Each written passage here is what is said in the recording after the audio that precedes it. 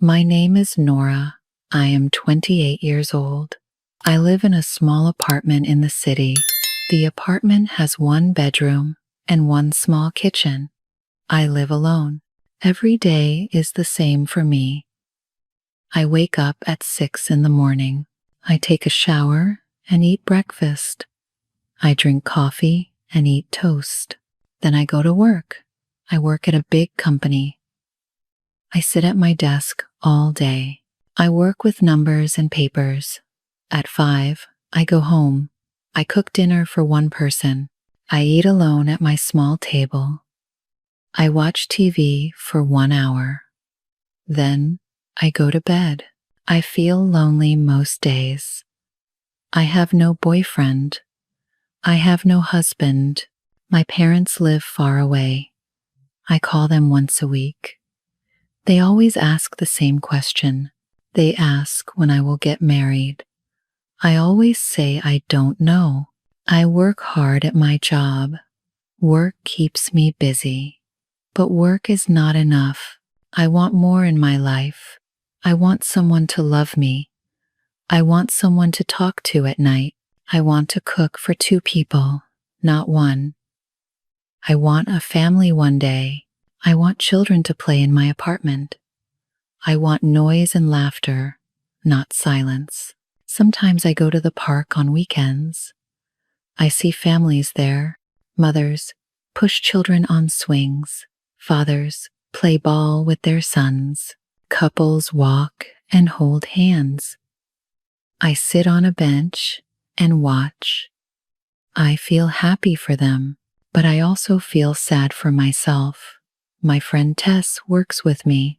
She tells me to go out more. She says, I need to meet people, but I am shy. I don't like bars or clubs. I don't know how to talk to new people, so I stay home most nights. I tell myself things will change. Maybe next year will be different. Maybe I will meet someone special. Maybe my life will have more color. But for now, my days are gray. Work, eat, sleep, and repeat. This is my quiet life. The company where I work is very big. There are 5 floors in the building. Many people work here. Everyone walks fast and looks serious. The office is always busy. Phones ring all day. People type on computers. Everyone wears nice clothes. I work in the finance department. There are 20 people in my department. We all sit in one big room. Our desks are in rows. We work with numbers every day. We check reports and make spreadsheets. One Monday morning, everything changed. The big boss came to our floor. His name is Mark. He is about 40 years old. He is tall and wears dark suits. His hair is black with some gray. He looks very serious all the time. Mark is the head of our whole department. Everyone respects him. When he walks in, people stop talking. They sit up straight. They work harder. He has his own big office on the top floor. He doesn't come down often. That Monday, he came to introduce himself. I was new then. I started working only 2 weeks before. He walked to each desk. He shook hands with everyone. When he came to my desk, I felt very nervous. My hands started to shake. You must be Nora, he said. His voice was deep and calm. Welcome to the company. I tried to speak, but my voice was quiet. Thank you, Mr. Mark, I said. He looked at me for a moment. His eyes were dark brown. His face showed no emotion. He looked cold, but not mean. He nodded and moved to the next desk. I watched him talk to others. He knew everyone's name. He asked short questions. He listened to answers. He was professional with everyone. People seemed afraid of him, but they also respected him very much. After he left, Tess came to my desk. That was Mark, she said. He never smiles, but he is fair. He is a good boss if you work hard. I thought about him all day. His handshake was firm. His eyes were serious but not unkind. I wanted to do good work. I wanted him to think I was a good worker. This was my first real job. I needed to keep it. After that first meeting, I worked very hard. I came to work early every day. I stayed late too. I checked my work 3 times. I wanted no mistakes. I wanted Mark to see I was good at my job. For 3 months, I never saw him. He stayed in his office upstairs. But I knew he read our reports. He checked everything we did. Sometimes he sent emails with questions. His emails were always short and direct. One day, I worked on a big report. It was about company spending. I found a mistake in last year's numbers. It was a big mistake. Someone forgot to add 3 accounts. I fixed the mistake. I made a new report.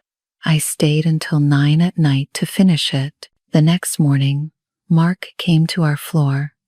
He walked straight to my desk. Everyone watched. I felt scared. Did I do something wrong? Nora, he said. You found the error in the report. Yes, sir, I said. My voice was small. Good job, he said.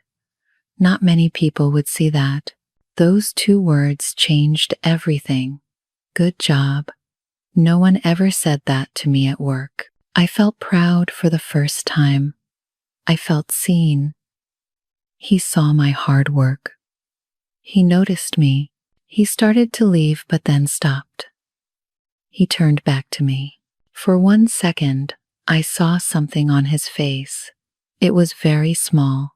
The corner of his mouth moved up. It was almost a smile. Then it was gone. He walked away. Tess came over right away. He never says good job, she said. You must be special. I didn't feel special, but I felt happy. That night, I didn't feel lonely. I thought about his words, good job. I thought about that tiny smile. It gave me hope. Maybe I could do well here. Maybe I could make something of myself. From that day, I worked even harder. I wanted to hear those words again. I wanted to see that almost smile. It became my goal. Make Mark proud. Do good work. Be the best worker I could be. 2 months passed. I felt good about my work. I was faster with reports now. I made friends in the office. But I was still careful. I still worked very hard. Then one Friday, I made a mistake. It was a stupid mistake.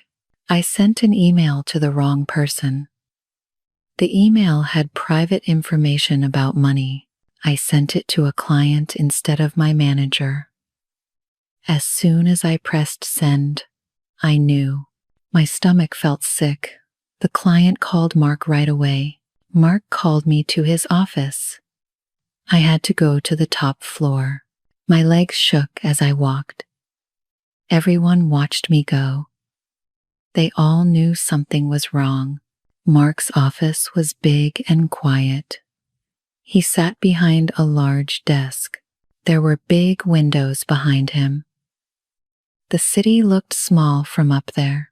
He pointed to a chair. I sat down. You sent confidential information to a client, he said. Yes, sir. I'm very sorry. My eyes filled with tears. It was a mistake. This is serious, Nora.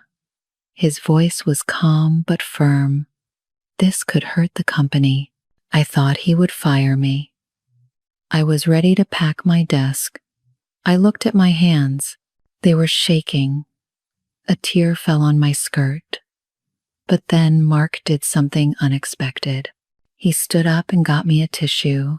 He handed it to me gently. Then he sat on the edge of his desk, closer to me. Everyone makes mistakes, he said. His voice was softer now. The important thing is to learn. He spent 30 minutes teaching me. He showed me how to check emails.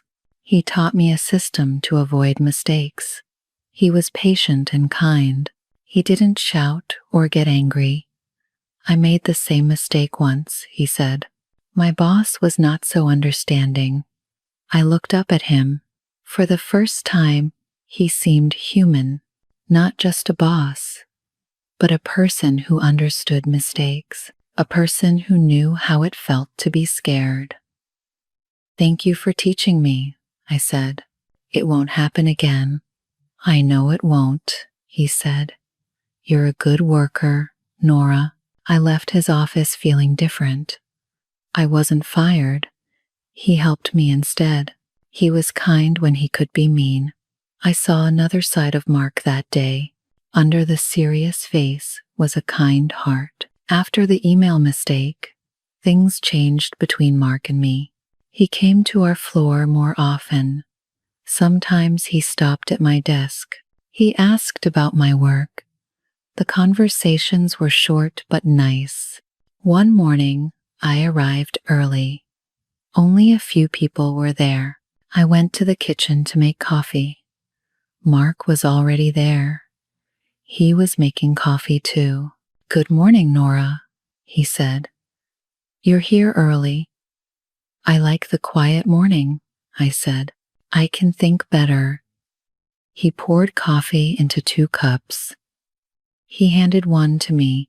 How do you take it? He asked. Just milk, please, I said. He added milk to my cup. We stood there for a moment. The office was quiet around us. The morning sun came through the windows. Do you like working here? He asked. Yes, very much, I said. I learn something new every day. That's good, he said. Keep learning.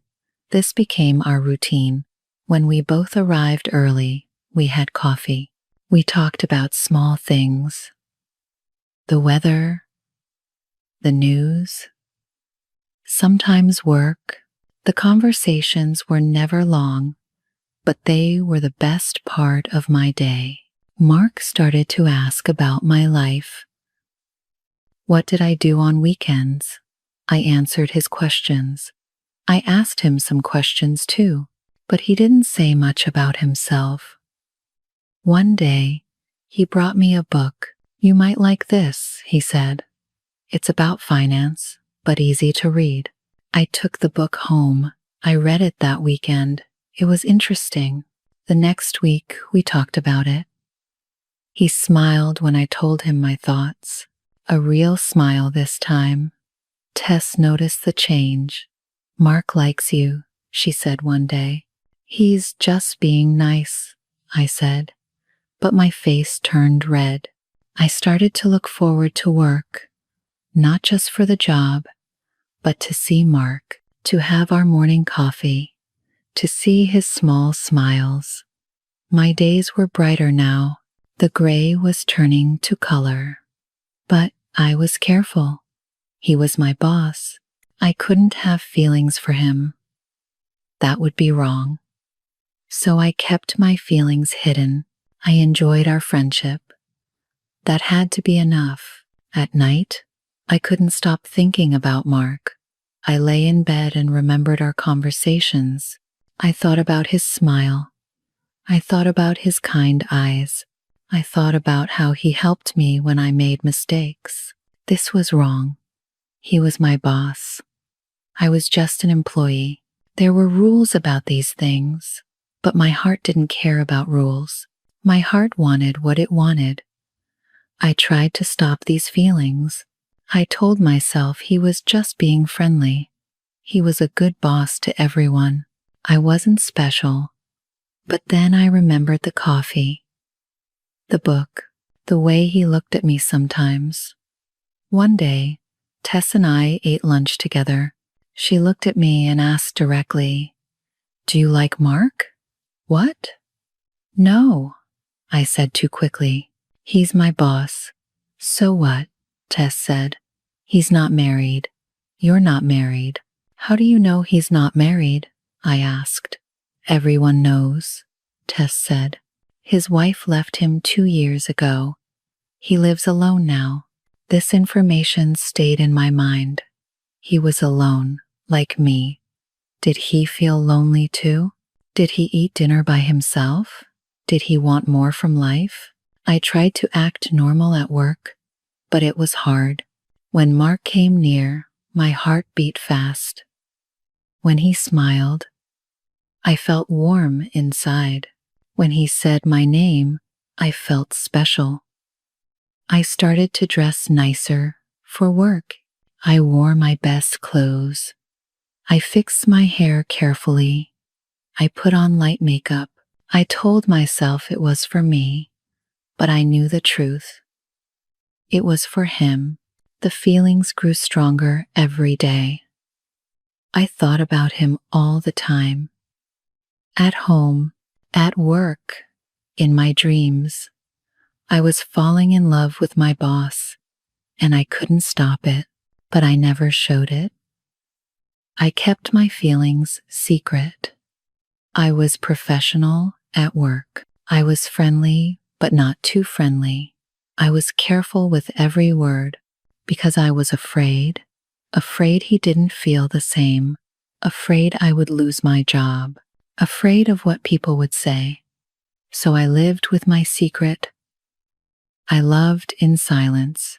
It was painful, but also sweet. Every day I saw him was a good day. Every smile he gave me was a gift. This was my quiet love story, a story only I knew. One Thursday evening, I was finishing work. Most people have already left. I was typing my last report. Mark came to my desk. "Nora, are you free?" he asked. "I need to talk to you." My heart stopped. Did I do something wrong? Was he going to fire me? I followed him to his office. The building was quiet. The sun was setting outside. We sat in his office, but not at his desk. He had a small sofa near the window. We sat there.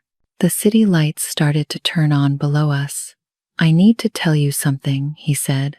He looked nervous. I never saw him nervous before. "Is everything okay?" I asked. He was quiet for a moment. Then he started to talk. 2 years ago, my wife left me.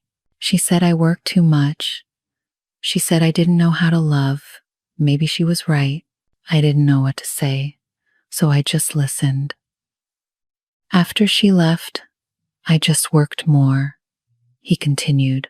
I came early. I stayed late. Work was all I had. I thought that was enough. He looked at me then. His eyes were soft.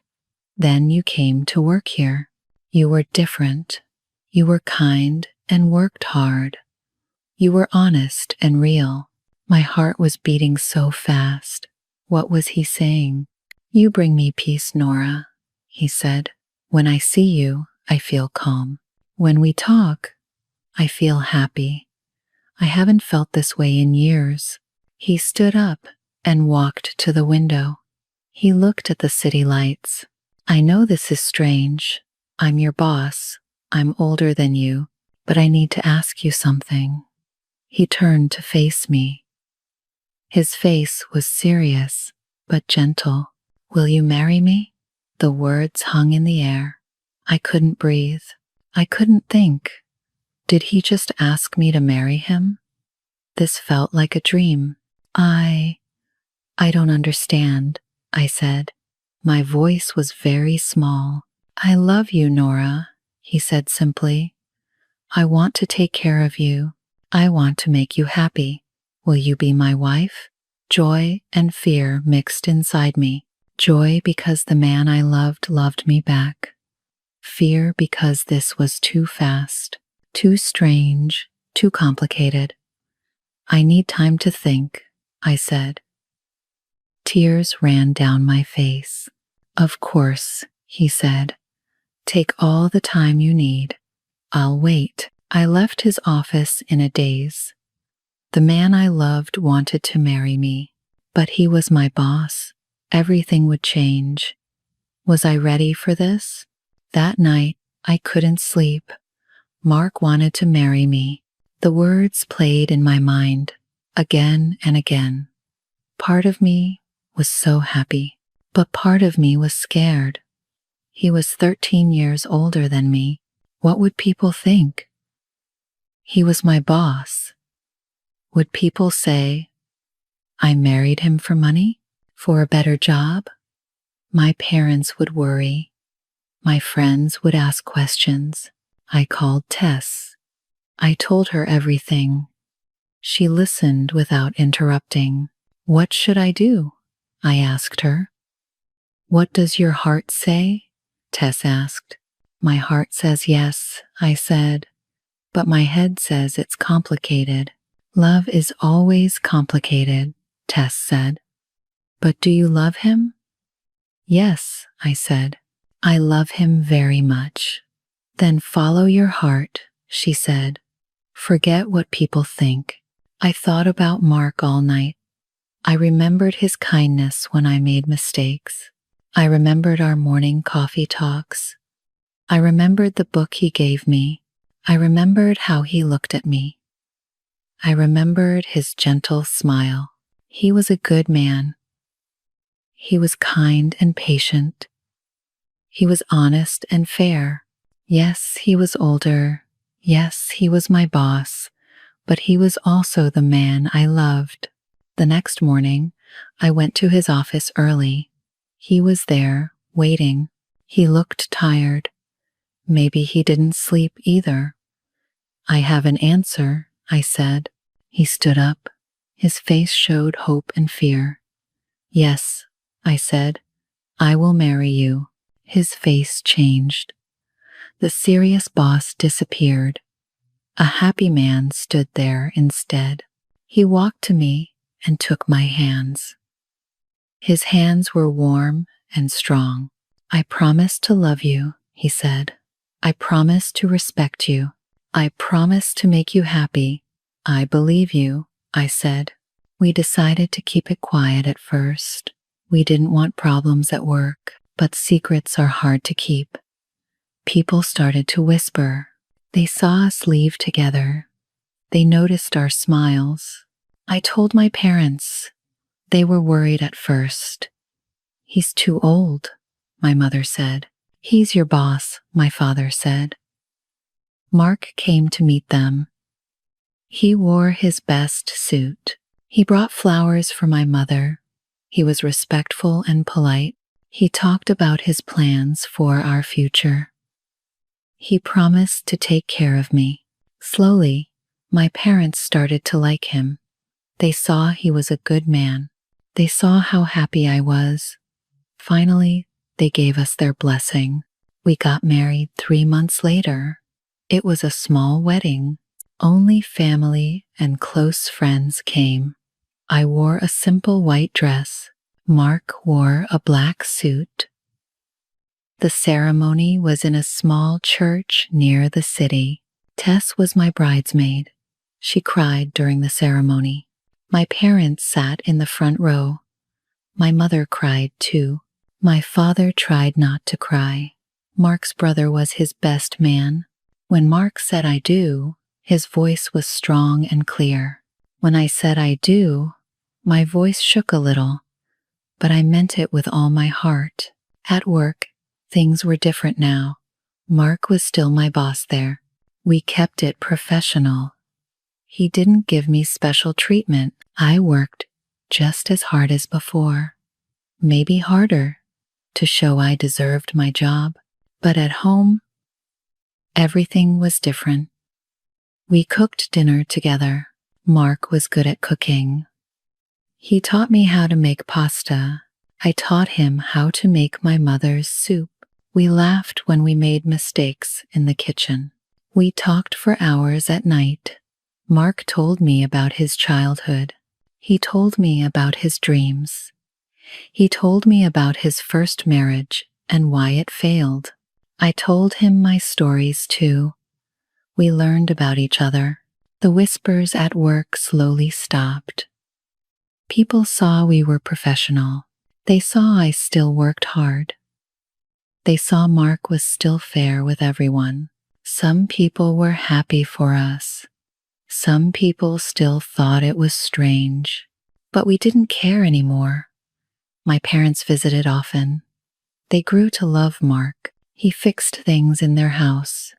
He helped my father with his computer. He listened to my mother's long stories. They started to call him son.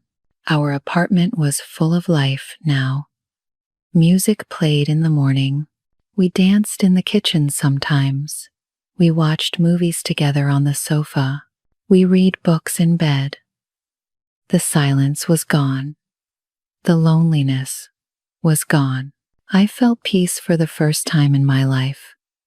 I had love. I had a partner. I had a future. The gray days were gone. Every day had color now. Now I look back at my old life. I remember the lonely nights. I remember eating dinner alone. I remember the quiet apartment. I remember feeling invisible. Everything is different now. I'm not alone anymore. I have Mark. We have been married for 1 year now. Every day I love him more. Every day he shows me kindness. I'm different too. I'm not shy anymore. I speak up in meetings. I share my ideas. I know my worth. Mark helped me see it. Love made me braver. I'm also stronger. When people said mean things about our marriage, I didn't break. When work was hard, I didn't give up. When we had our first fight, I didn't run away. I stayed and worked through it. Work is still important to me, but it's not everything. I have balance now. I work hard from 9 to 5. Then I go home to my husband. We have dinner. We talk. We plan our future. We want children soon. My parents are proud of me. They see how happy I am. They see how Mark treats me. They don't worry anymore. They know I made the right choice. Tess is still my friend. She found love too. She met someone at a coffee shop. Now we go on double dates. We laugh about how worried we were. We laugh about how love found us when we weren't looking. Sometimes young women at work ask me for advice. They see my ring. They know my story. I tell them what I learned. I tell them that love doesn't follow rules. It doesn't care about age. It doesn't care about job titles. Love comes when it wants to come. I tell them to be brave. If love knocks on your door, open it. Don't let fear stop you. Don't let other people's opinions stop you. But I also tell them to be smart. Make sure the love is real. Make sure there is respect. Make sure there is kindness. These things matter more than age or money or job titles. Mark and I still have coffee together every morning, but now it's at home. We sit at our kitchen table. We plan our day. We say I love you before we leave. At work, we're professional. At home, we're in love. I think about my old self sometimes. That lonely woman in the small apartment. I want to tell her it gets better. I want to tell her that love will come. I want to tell her to keep working hard and stay kind. Because here's what I learned. Sometimes love is not what you expect. Sometimes it comes from surprising places. Sometimes it looks different than you imagined. I thought love would be young and fun and easy, but my love is older and serious and complicated, and it's perfect for me. Sometimes love is not a plan you make. Sometimes love is a surprise that changes everything. But when real love comes, when true love knocks, it's always worth saying yes. My quiet life is gone. My loud, happy, loving life is here. And I wouldn't change a thing. Today is special. It is our first anniversary. 1 year of marriage. The morning sun comes through our window. I wake up first. Mark is still sleeping. His face looks peaceful. I watch him for a moment. My heart feels full. I get up quietly.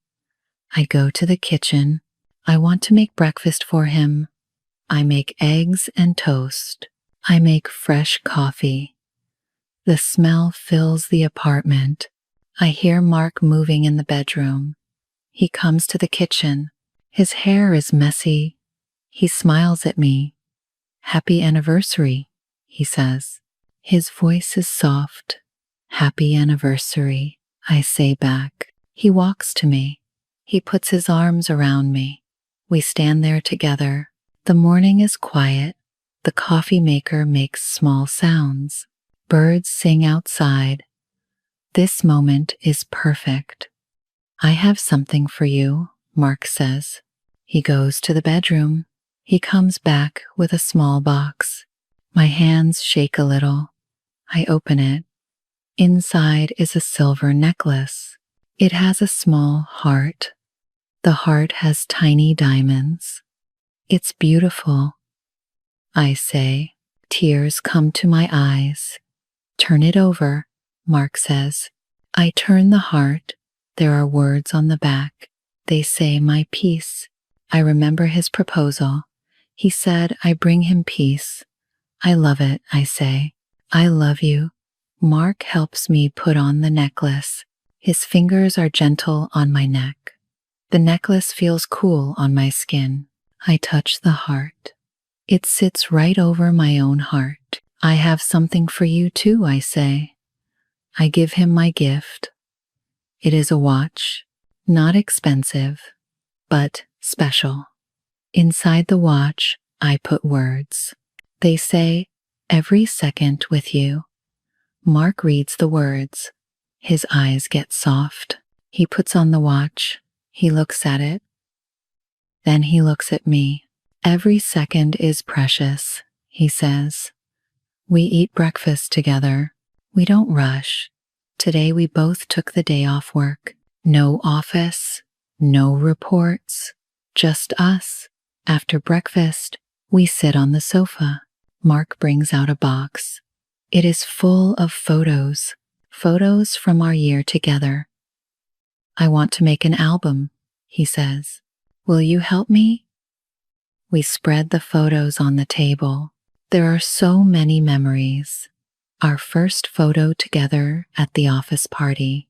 We stood far apart. We looked nervous. Mark points at it. "I was so scared that day," he says.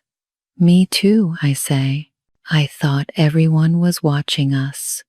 There is a photo from our wedding. We are cutting the cake. Mark has frosting on his nose. I am laughing. My mother took this photo. She said it shows real love. "Your mother cried so much that day," Mark says. "Happy tears," I say. "She loves you now." We find a photo from our honeymoon. We went to the beach for 3 days. In the photo, we sit on the sand. The sun sets behind us. We look tired but happy. "That was our first trip," I say. "The first of many," Mark says. There is a photo of us cooking. Tess took it when she visited. We are making pizza. Flour is everywhere. We are both laughing. The kitchen is a mess. "We are terrible at making pizza," Mark says. "But it was fun," I say. We put the photos in order. Each one tells a story. Each one shows our love growing. The album gets full. Our first year there. All the small moments, all the big ones too. Mark writes under each photo. His handwriting is neat. He writes dates. He writes small notes. First dinner together. Nora's birthday. Sunday morning coffee. I watch him write. His face is focused. He cares about every detail. This is how he shows love, through small, careful actions. In the afternoon, we go for a walk. The park is near our home.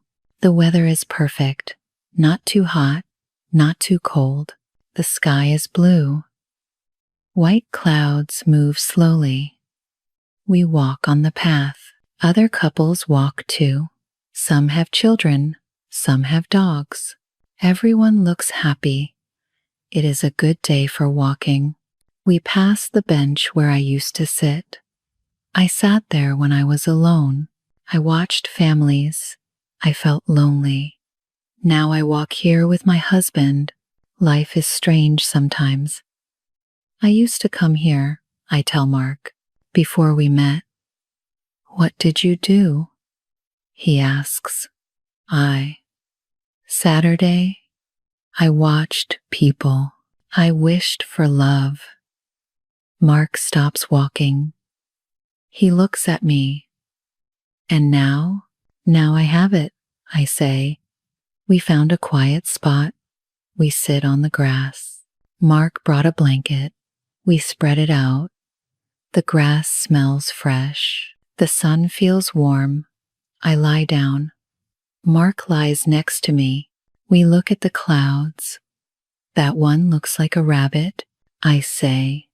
I point at a cloud. I see a car. Mark says. We play this game. We find shapes in clouds.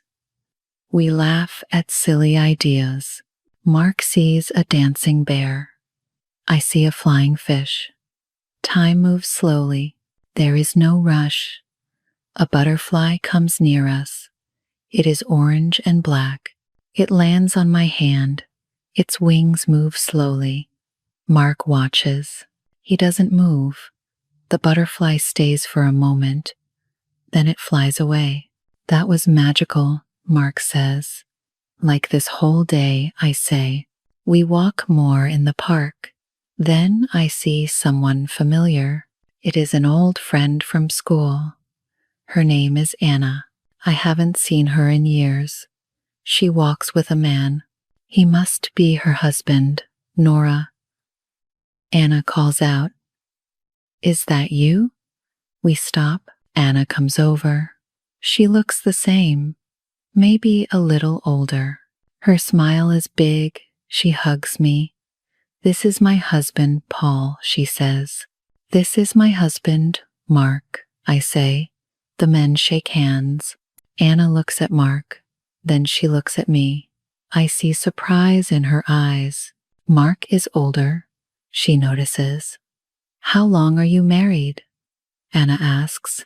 1 year today, I say. "It's our anniversary." "How wonderful," Anna says. But her voice sounds strange. We talked for a few minutes. Anna tells me about her life. She has 2 children. She works part-time. She seems happy, but she keeps looking at Mark. She looks confused. Finally, Anna and Paul leave. They walk away. I hear Anna talking to Paul. Her voice is low, but I hear some words. "He's so much older," she says. Mark hears it too. His face changes a little. The happiness fades. I take his hand. I squeeze it tight. "It doesn't matter," I say. "What they think doesn't matter." "I know," Mark says. But he looks sad. "Look at me," I say. He looks. "You are my husband. I chose you. I choose you every day." Mark smiles again. Not fully, but enough. We continue walking. Anna's words float away. They don't belong in our day. We go home in the late afternoon.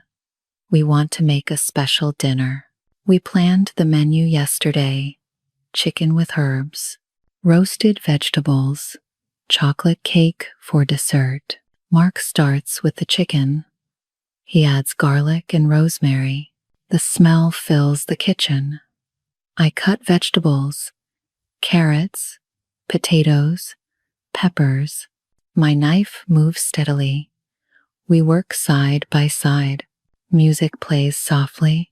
It is our wedding song. Mark stops cooking. He takes my hand. We dance in the kitchen. Slow and gentle. My head rests on his shoulder. His arms are strong around me. The timer rings. The dance ends. Mark checks the chicken. I put vegetables in the oven. We work like a team. No words needed. We know our rhythm. I make the salad, fresh lettuce and tomatoes. Mark sets the table. He uses our good plates, the ones from our wedding. He lights 2 candles. The flames dance softly. It looks perfect, I say. You look perfect, Mark says. I wear a blue dress. It is Mark's favorite. He wears a nice shirt, no tie. He looks relaxed and handsome. The food is ready. We bring it to the table. Everything smells wonderful. We sit across from each other. The candles make soft light. Mark pour grape juice. We don't drink wine. We clink our glasses. To our first year, Mark says. To many more, I say. We eat slowly. The food is delicious. Mark's chicken is perfect, tender and full of flavor. The vegetables are just right, not too soft, not too hard. Tell me something, Mark says. What was your favorite day this year? I think for a moment. There were many good days. The day you proposed, I say. I was scared, but also so happy. Why scared? Mark asks. Everything was changing. My whole life. It was big. Are you still scared? He asks. No, I say. Now I feel safe. Mark reaches across the table. He takes my hand. His thumb rubs my fingers. Such a small gesture, but full of love. What was your favorite day? I ask him. Our wedding day, he says, when you said yes. In front of everyone. You chose me. I choose you every day, I say. I know, he says. That's a miracle. We talk about the future. We want to travel. Maybe to the mountains. Maybe to another beach. We want to see new places together. Where do you want to go most? Mark asks. Anywhere with you, I say. It sounds simple, but I mean it. I want to show you Paris, Mark says. The lights at night, the small cafes, you would love it. Maybe next year, I say. Maybe, he says. We should start saving. We talk about children too. We both want them. Maybe in a year or two, when we are ready, when we have more money saved. A little girl, I say, with your eyes. A little boy, Mark says, with your smile. Maybe both, I say. Mark laughs. One at a time, please. After dinner, we hear thunder. Rain starts to fall. It gets heavy quickly. Lightning flashes outside. The lights flicker. Then they go out. The apartment is dark. Don't move, Mark says. I'll get candles. I hear him walking carefully. He knows where everything island. He comes back with more candles.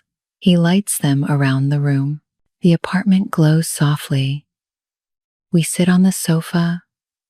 The rain hits the windows hard. Thunder shakes the building. But inside, we are warm and safe. I love storms, I say. Why? Mark asks. They make me feel cozy. Safe inside. You are safe, Mark says. Always with me. Lightning flashes again. For a second, I see Mark's face clearly. He watches me. His eyes are full of love. The thunder comes, loud and strong. I move closer to Mark, not from fear, from want. I want to be near him. His arm goes around me. I fit perfectly against his side. Tell me about when you were young, I say.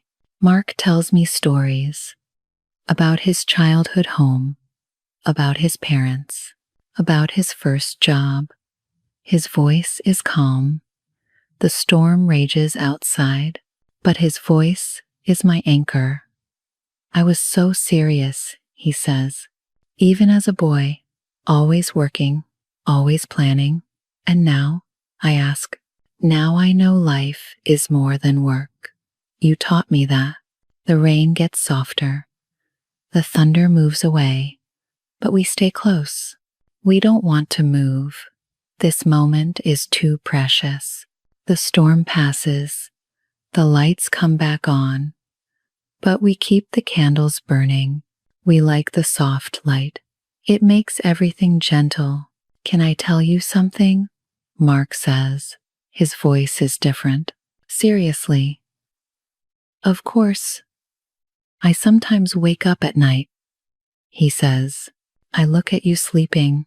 I can't believe you're real. Why? I ask. I thought I would be alone forever.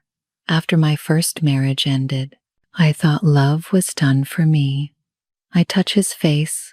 His cheek is rough. He didn't shave today. I like it. Your first wife was wrong, I say. You know how to love. You show me every day. I was different then, Mark says. Harder, colder. Work was everything. What changed? I ask. You changed me. Or maybe you helped me find who I really am. We are quiet for a moment. The candles flicker. Shadows dance on the walls. I have fears too, I say. Tell me, Mark says. Sometimes I worry.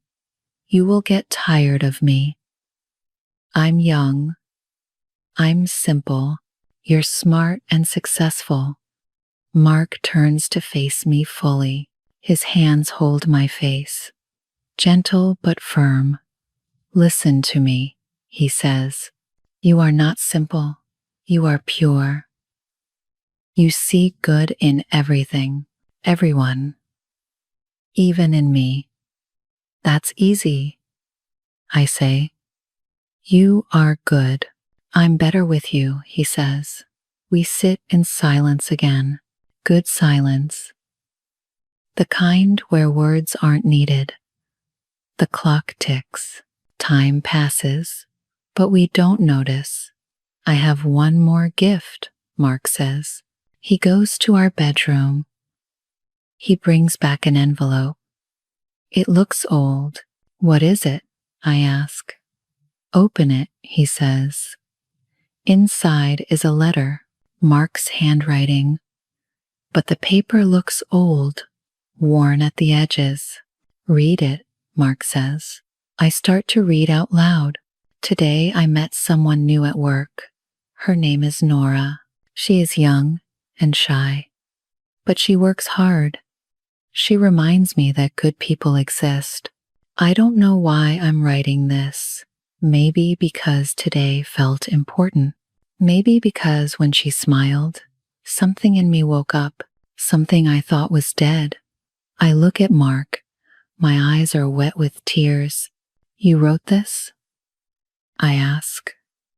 The day we met, he says. I went home. I had to write it down. I didn't understand why then. And now, I ask. Now I know. My heart knew before my head.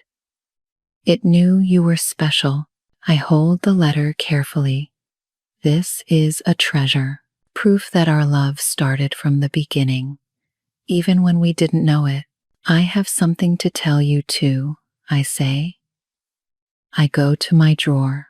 I pull out a small notebook. I give it to Mark. What's this? He asks. My diary. Read the marked page. Mark opens it. He reads silently. I know what it says. I wrote it the day he said good job to me. My boss noticed me today. He said I did good work. When he left, I wanted to cry. Happy tears. No one ever saw me before. Not really, but he sees me. I think I could love a man like that. Mark closes the notebook. He looks at me. His eyes are shiny. We were both writing about each other, he says. We were both falling in love, I say, and we didn't even know it, he says. We laugh, soft and happy. Life is funny sometimes. Love finds its way, even when we try to hide it. It is getting late. It's almost midnight. Our anniversary is almost over. We stand on our small balcony. The city sleeps below us. Lights twinkle like stars. Thank you, I say to Mark. For what? He asks. For choosing me, for loving me, for this life. I should thank you. Mark says. You saved me. From what? I ask. From being half alive, from empty days, from loneliness. A cool breeze blows. I shiver a little. Mark puts his jacket around my shoulders. It smells like him, safe and warm. Make me a promise, I say. Anything, Mark says. Promise we'll always talk, even when it's hard. Even when we're angry. I promise, Mark says. Now you promise me something? What? I ask. Promise you'll always be yourself. Don't change for me or for anyone, I promise, I say. We go back inside. The apartment is our whole world right now. These rooms hold our love, our memories, our future. Mark yawns. He looks tired but happy. We clear the dinner dishes together. We blow out the candles. Smoke curls up and disappears. In our bedroom, I take off the necklace. I put it carefully in its box. I will wear it on special days. To remember this day. Every day is special, Mark says. He reads my thoughts sometimes. But today was extra special, I say. We get ready for bed. Simple actions, brushing teeth, changing clothes. But doing them together makes them precious. In bed, we lie facing each other. The room is dark, but I can see Mark's outline. I know his face by heart now. Every line, every expression. Are you happy? Mark asks. His voice is soft in the darkness. More than happy, I say. Complete. That's the perfect word, he says. Complete. I think about my life before. The lonely apartment. The silent dinners. The empty weekends. It feels like someone else's life now. A sad movie I once watched. Do you ever miss being alone? I ask Mark. Never, he says quickly. Do you? No, but sometimes I can't believe this is real. Us, this life. It's real, Mark says. He takes my hand. He puts it on his chest. I feel his heart beating. Steady and strong. Feel that? He asks. That's real. That's yours. We are quiet. Sleep is coming. But I don't want this day to end. Nora, Mark says. Yes, this is just the beginning. Year 1 of many. How many? I ask. All of them. Every year I have left. That's a good number, I say. Mark pulls me close. My head finds its place on his shoulder. His arms wrap around me. I am home, I love you, I whisper. I love you too, he whispers back. Sleep comes slowly. I will fight it. I want to remember everything. The feeling of Mark beside me, the sound of his breathing, the warmth of our bed, the peace in my heart. Tomorrow is a new day. We will go back to work, back to normal life. But it won't be the same normal as before. Because now we have this love, this marriage, this promise of forever. My eyes close. The last thing I think is this. Sometimes life surprises you. Sometimes a regular day at work changes everything. Sometimes your boss becomes your husband. Sometimes loneliness becomes love. And sometimes, just sometimes, you get exactly what you wished for, even if it looks different than you imagined. Our first anniversary is over, but our story continues. Every morning, every coffee, every smile, every quiet moment, every busy day, every peaceful night. This is our love story. Simple, real, ours. And it's only just beginning.